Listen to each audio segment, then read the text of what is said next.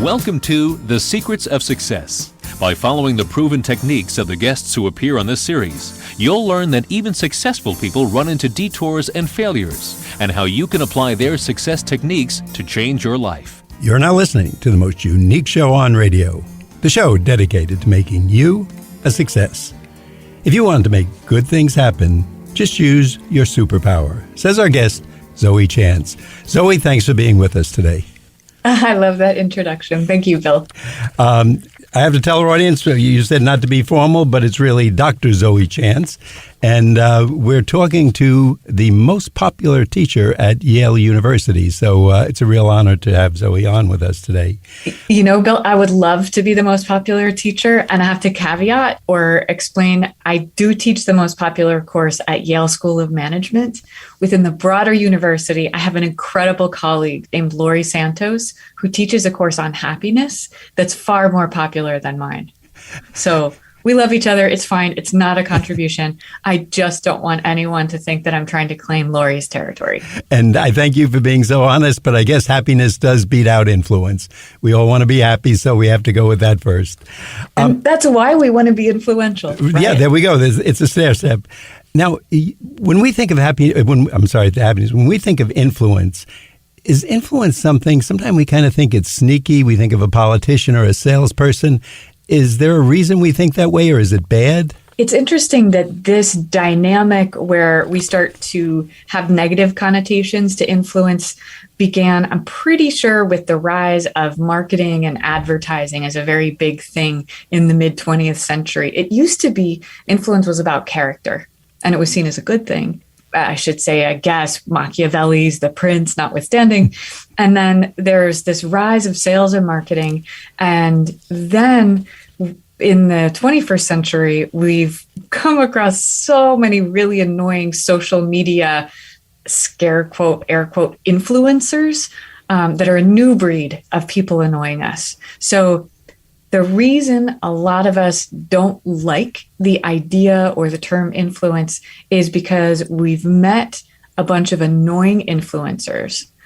But that's because we just don't think about, we're not conscious of the conversations in which people are gracefully trying to and effectively influencing us.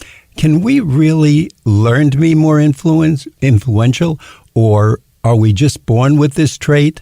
There are a tiny number of people who are born, say, so charismatic and so driven that they go out and they get what they want. And I've hardly ever met any of those people.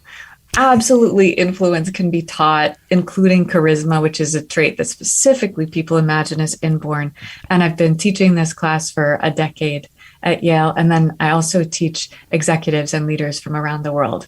And I've seen massive transformation happen, and it's so exciting. And by the way, you very openly say in your book, growing up, you were someone who basically, the way your expression, people talked over. I was not influential at all, and that's probably why I got obsessed with it, because I didn't have any of it.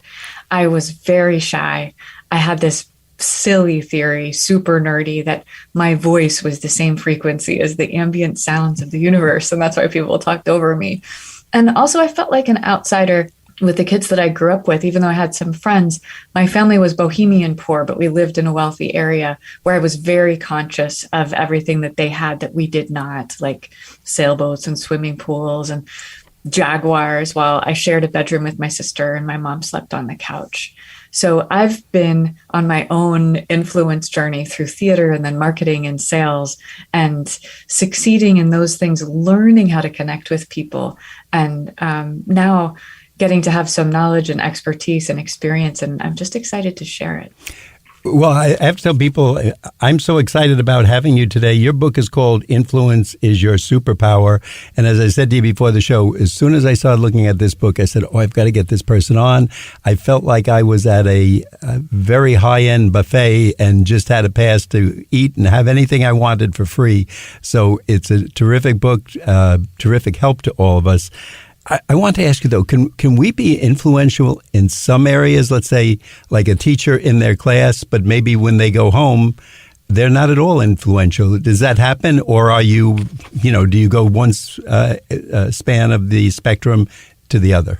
I think that's a really interesting question. And I thought that before I started teaching this and actually reading people's secret journals that they keep from my class, I thought that there were these stereotypical, influential, comfortable, confident people who maybe, like, if you take a business school stereotype, they would be white, American, jockey extroverts.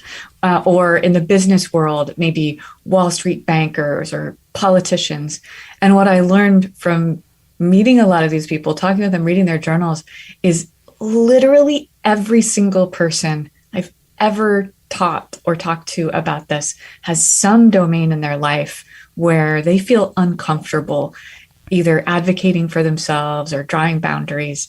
And I don't know if it's okay for me to ask you, but can I ask you, Bill, if you have any area of your life that's like that, where you're not totally confident? Oh, yeah. If you've ever seen me on the golf course, not only would I be not confident, you would laugh and you would say, why are you letting that man play? So definitely so.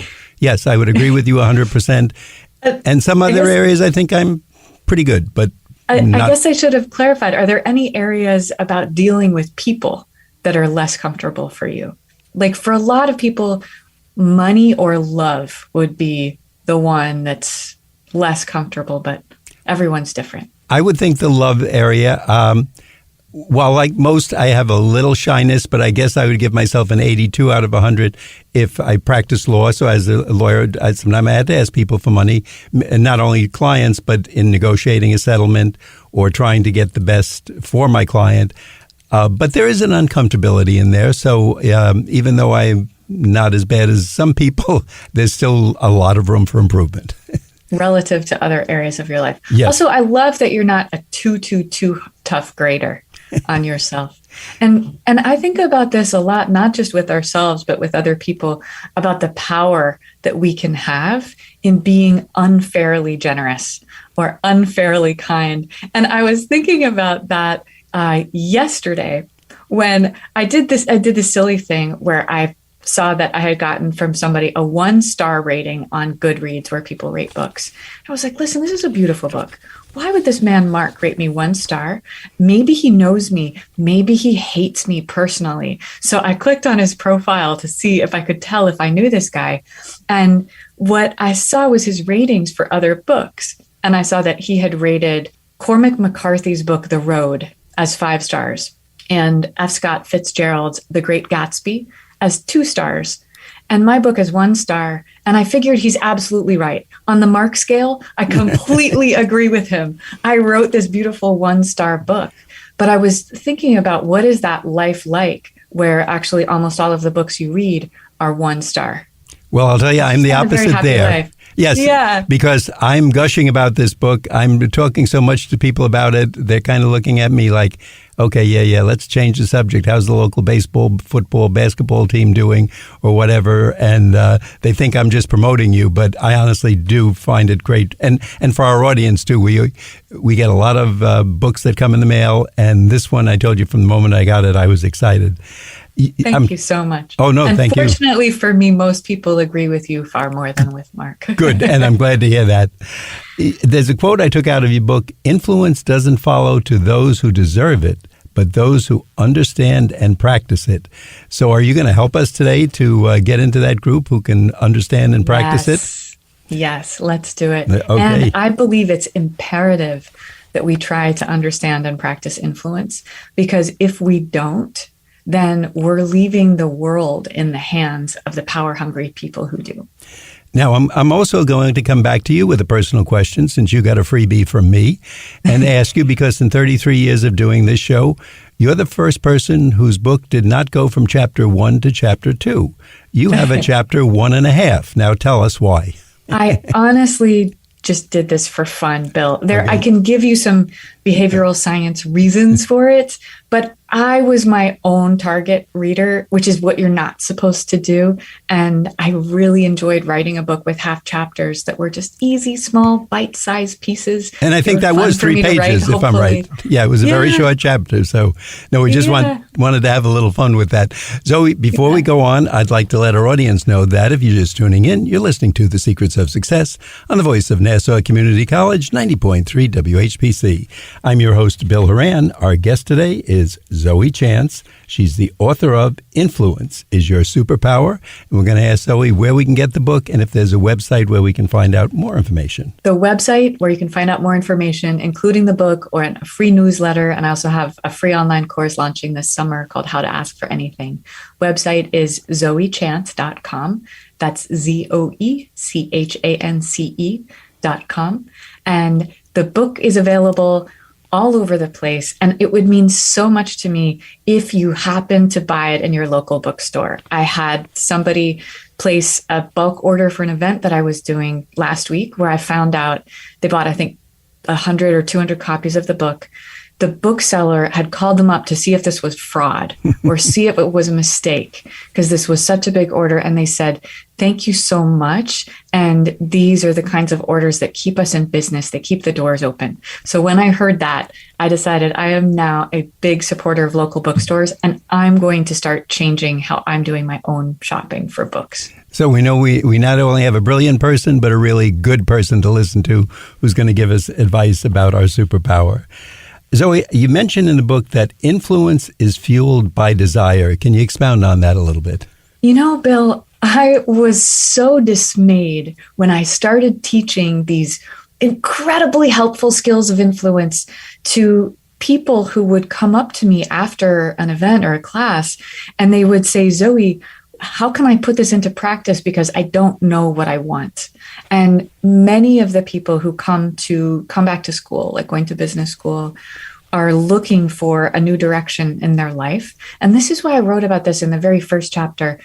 You might be picking up a personal development type of book because you don't know exactly what you want.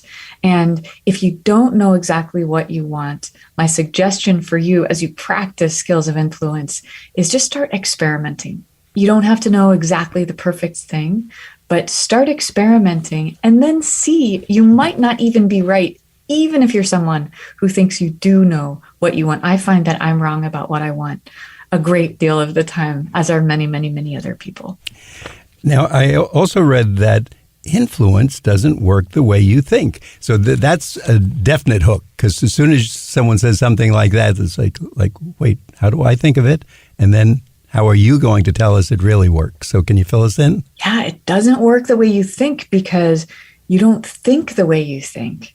And the premise of the psychology and the science behind all of the strategies that I teach in this book is that we have two parts of our mind that are working sometimes in collaboration, sometimes in competition.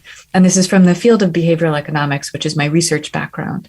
And this is the key to influence. Almost all of your decisions and behavior are being guided primarily by this unconscious, intuitive, quick decision-making system that has gut reactions, and it controls any behavior in life that's become habitual through practice.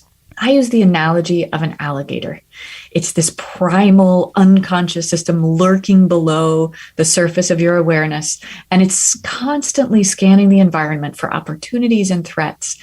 And a key to the behavior of the gator is that it's incredibly, incredibly lazy. And the biggest predictor of its behavior is how easy is it. It takes the path of least resistance.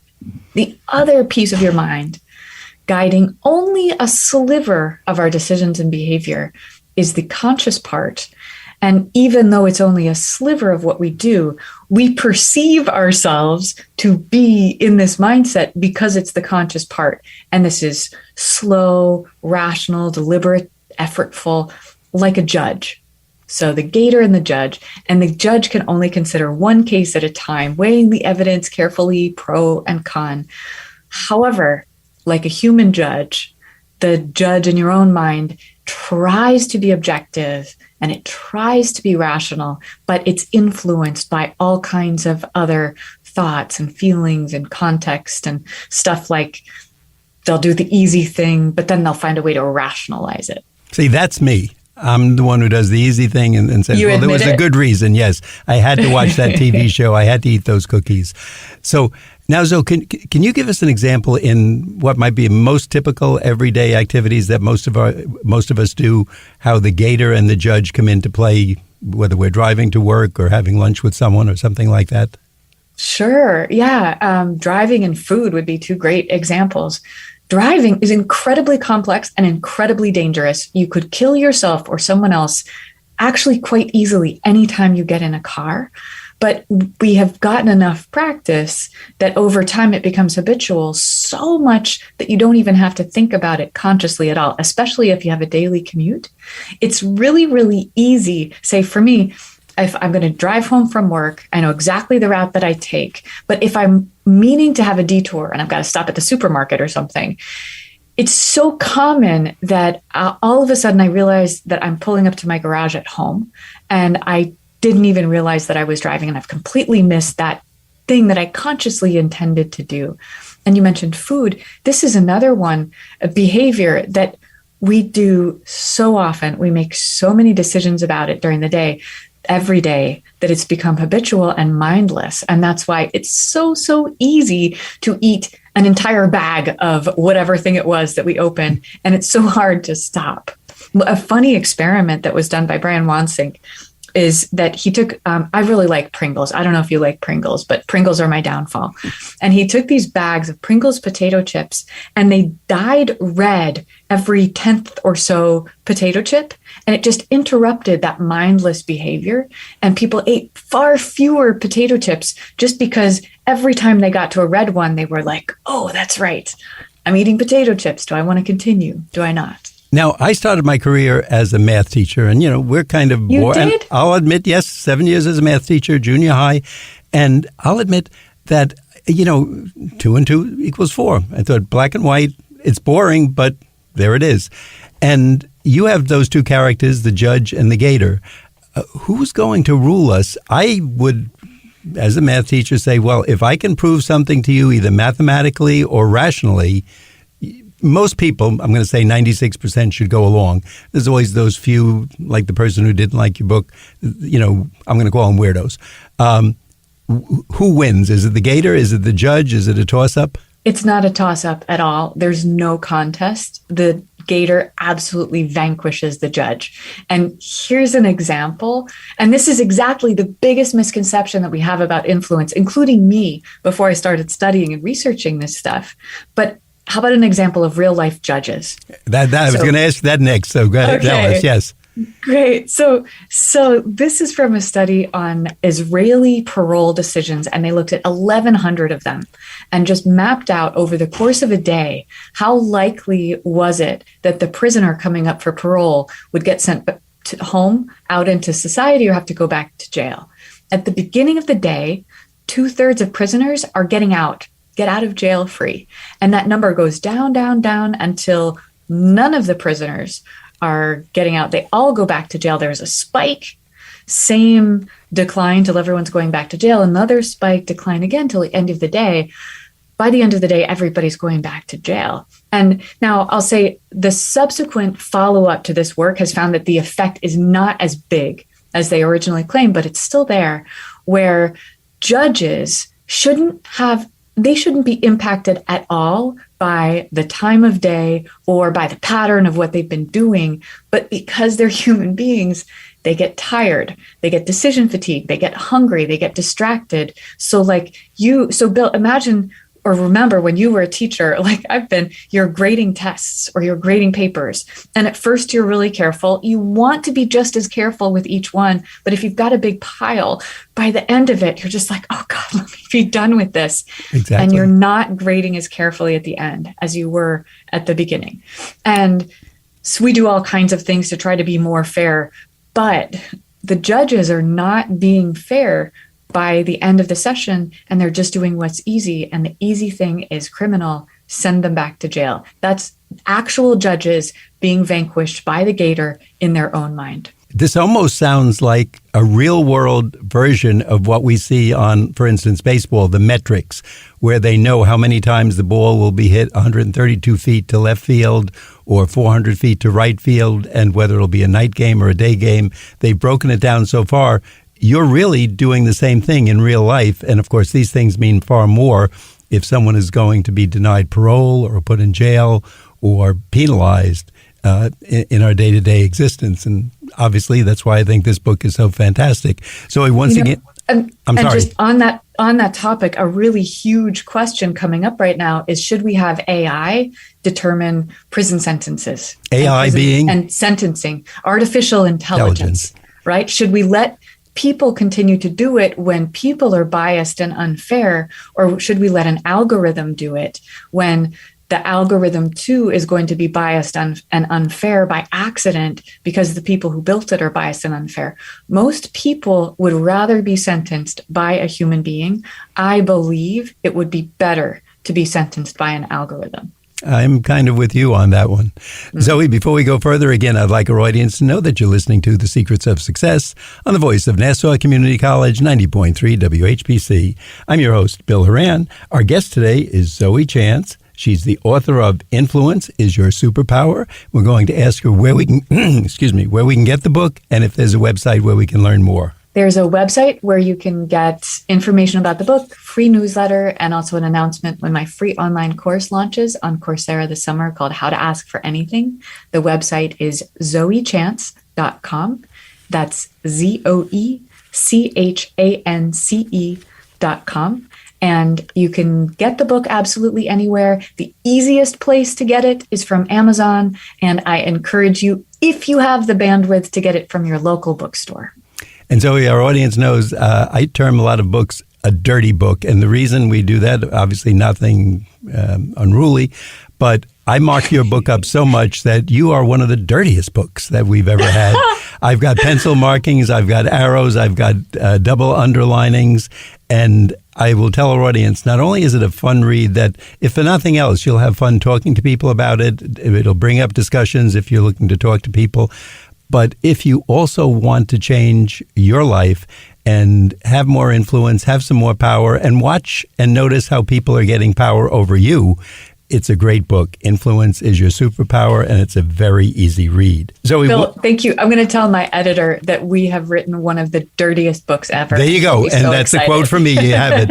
And that's a mark of honor on our show. Only about two or three books a year make that. Zoe, I read something in your book, and I was fascinated by this. Students, I don't know if you gave them a test or someone else, but just by listening to top salespeople, surgeons, and other people with persuasive power, in a few seconds, hearing their voice, they actually picked out the best salespeople and the surgeons who had malpractice suits against them, which was totally amazing to me. Can you tell us a little more about that? Isn't that completely insane? It is, absolutely. And this research is not mine. I write some about my research in the book, but this is largely me as a teacher just drawing together the best of everything. And this particular line of work is on what's called thin slices, research spearheaded by Nalini Ambady, who passed away recently, unfortunately. She has found that people's social judgments, and so social judgments are things like, do I like this person? Do I think that they're a good teacher? And do I want to vote for this person? Happen almost instantaneously. And it's very common that whatever our first impression was of somebody, it doesn't change. And so a couple of studies that you mentioned are people hearing a short clip of somebody having a sales conversation, and it was very easy for them to predict who were the top salespeople after just a few second clip of the conversation. But even more surprising is the surgeon study, where they're just listening to a few second clip of a surgeon having a conversation with a patient. They're predicting which surgeons were sued for malpractice. But these audio clips are garbled so that you can't even understand the words that they're saying. And it's just the tone of voice, regardless of the patient outcome, she can predict by just the tone of voice which surgeons are ending up with a lawsuit. I think that's just crazy. Absolutely. And I'm thinking the amount of money involved, because even the best surgeon in the world who gets sued unfairly, he or she has to go through anguish. It bothers them. Their insurance company comes in. They might say to settle for an amount that seems outrageous. And it's personally hurtful because the surgeon says, wait, I did my best. I know I did everything right. Yeah, but it could cost us millions, so we're going to settle. What a great aspect to look at and to find out more about. And that's what I think this book is all about. And I'm going to jump into another topic, though. One of the key words I see, you say, ease is the best predictor of behavior. And why is that? I would think you're a doctorate in your field, that it would be more work and more behavior would be proven by either education or years in a field or experience. So can you talk about that? So are you thinking about some situations in which we value things that are hard to get? Well, any of them. The word I marked down, you said ease is the best predictor of behavior. And I'm trying to think, and I agree with you as I'm thinking of it, because I'm thinking how many things I like, the easier they make it for me. When the pharmacy calls me up and says it's ready, or someone does it for me, or they tell me they'll deliver it to the door, I'm in. But can you expound on that, how that influences us? A lot of it is not even conscious because it's this Gator part that we're talking about. So we wouldn't even notice things that we're doing or things that we're not doing because of ease. But an example societally is the rates at which we vote. So the United States has a very, very low voter turnout, right, compared to similar countries. And if you look at the United States compared to Australia, we have a 50% voter turnout in the US, and they have an 80% voter turnout in Australia, which is arguably pretty similar culturally. But in the United States, we have our voting day happens on a Tuesday for some reason. And in Australia, it happens on a Saturday. And I believe the 30% difference in voter turnout can be explained almost entirely by how difficult it is to take time off of work to go and vote. But we're not thinking about that so much, right? So when you ask people, why do we have lower voter turnout? That's not even discussed. Zoe, I'm going to practice what you preach, and I'm going to make it easy for people to get your book, because first of all, I'm going to tell them the book is Influence is Your Superpower. Influence is Your Superpower. It's by our guest, Zoe Chance, Chance. And I'm going to ask Zoe if, again, you'll tell us the website and where we can get the book. Website is zoechance.com, ZOECHANCE.com. And you can get the book really anywhere that books are sold, and please support your local bookstore.